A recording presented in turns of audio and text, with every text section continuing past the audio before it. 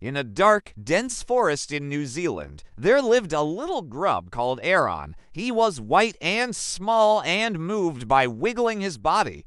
Best of all, he shared a twig with his best friend Chris. Chris was also a grub. In some ways, they were different. Chris ate a lot of leaves.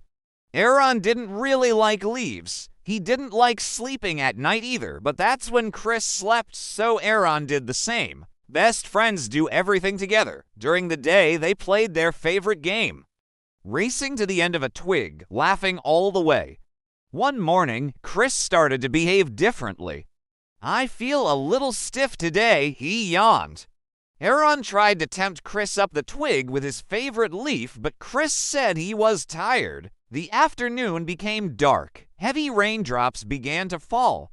Soon the whole forest sounded like it was whispering in the rain.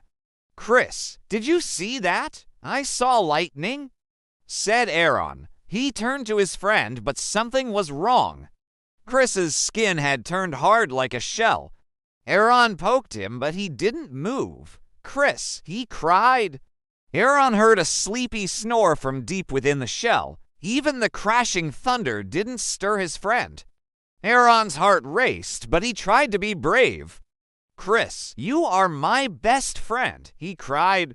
"I am going to stand by you until you become well again." Aaron didn't move all night. In the morning, he brought Chris his favorite leaf, but still he slept. Without Chris to follow, Aaron started to eat little bugs instead of leaves. To his surprise, he found them quite tasty.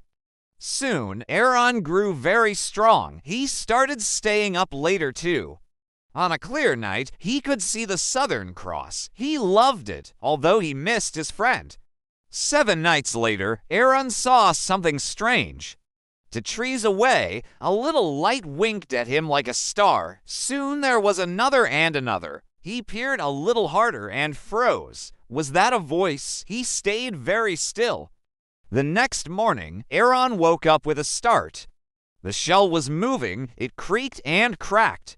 Before long, something very different sat in its place. "Chris, you're a butterfly," cried Aaron. Chris giggled. "I need to stretch my wings."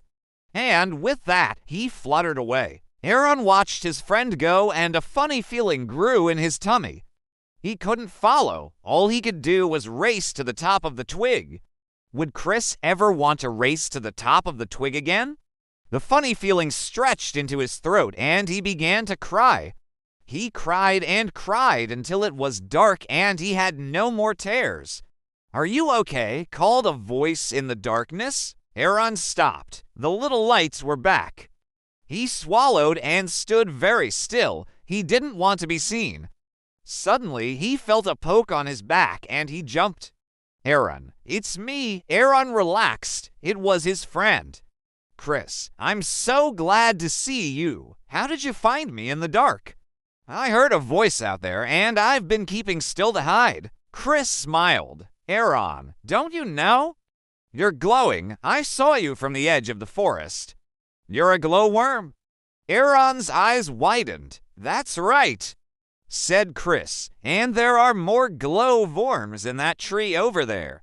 They've been trying to call to you. They want to be friends." Aaron laughed, but then he remembered why he was sad. "Chris, if you're a butterfly and I'm a glowworm, can we still be friends? Butterflies have wings and glowworms have threads. You wake up at dawn and I wake up at dusk. How will it work?" "Of course we can." "Silly," said Chris. "We will always be friends." Friends find a way. From that day on, at every dawn and every dusk, Chris and Aaron raced to the top of their twig, laughing all the way. The end. Don't forget to like the video and subscribe to the channel to receive interesting stories from us. Share.